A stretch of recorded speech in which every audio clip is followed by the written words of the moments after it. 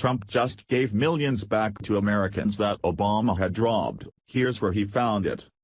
The Trump White House has done what many presidents have promised to do, but never quite pulled off. Presidents always promise that they're going to give us money back in some way. They're going to lower taxes and decrease spending or cut some program that eats a good chunk of the government budget. Sadly, when they get to Washington, it rarely ever actually happens. President Trump, though, has accomplished more in his first 7 months in office than many presidents do in their entire term. What usually amount to empty campaign promises have actually turned out to be a cohesive plan to improve the standard of living for hard-working Americans. The operative word in that sentence being hard-working. Those who are allergic to sweat and elbow grease aren't what made this country great in the first place, and they're not who voted for President Trump, and he knows that. The president promised to cut away the bloated and unproductive system that allows the able-bodied to mooch off of the taxpayers, and he has done just that.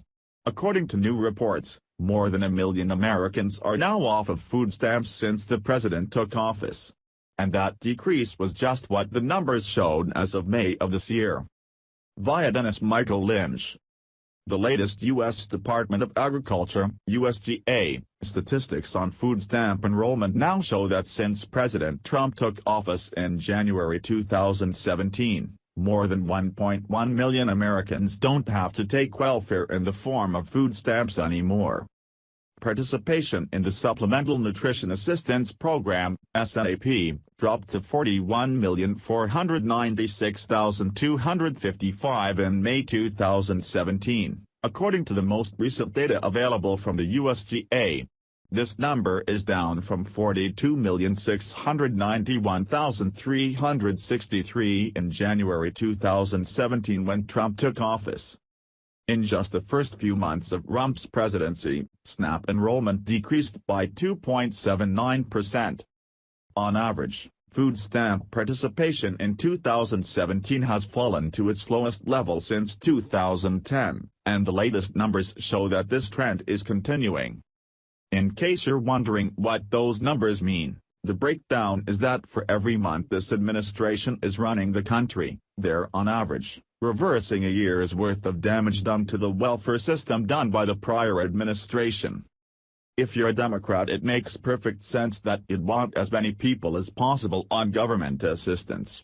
No better way to make a Democrat for life than to pay them and then threaten that their money will be taken away if they don't vote for your candidate. The problem is that the balance is severely off at this point because the economy can't handle this many freeloaders. President Trump gets that and is doing something about it. DML, Trump proposed cuts to SNAP in his 2018 budget proposal, suggesting that states match up to 20% of federal money allotted for the food stamp program and expand work requirements for able-bodied adults receiving food stamps. Trump's crackdown on illegal immigration has also prompted many immigrants, both legal and illegal, to cancel their food stamps over concerns that they might be denied citizenship or deported. Federal lawmakers are also working on legislation that would seek to expand food stamp work requirements and put time limits on how long those enrolled in the food stamp program can receive benefits. At the state level, food stamp enrollment has dropped significantly in places such as Georgia and Alabama, where they have now mandated work requirements for able-bodied adults if they want to receive food stamps. Both states fully implemented work requirements for food stamp recipients in 2016 to 2017. During Obama's presidency, on the other hand, the number of food stamp recipients skyrocketed by 10.7 million people, resulting in a 32% increase since he took office in 2009, according to Supplemental Nutrition Assistance Program, SNAP, data released by the Department of Agriculture. Nearly 33,490,000 people received food stamp benefits when Obama began his presidency, and during the 8 years that he was in the White House, that number soared to 44,219,123, which showed an increase of about 10,729,000 people. The numbers don't lie. The states where it's required that you actually work if you're able-bodied have decreased their numbers significantly because this is a convince for many who qualify. The fact of the matter is that just about any one of us could quit our job, let our house and car get taken away and then look like, on paper, that we deserve government assistance. The job of those in power is to make sure that the tax dollars are being distributed to those with an actual hardship. If someone actually can't get a job, that's different than someone who's unwilling to work a job. It also helps that those illegals who were brazenly walking into government buildings and demanding that we accept them and pay for their housing and food while they stay here have finally gotten the fear of the ICE put into them.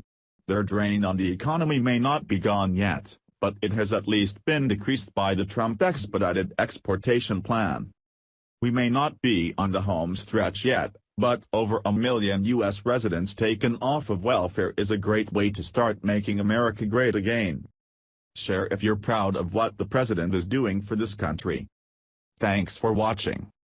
Please subscribe Breaking News 365 channel. Goodbye and see you again.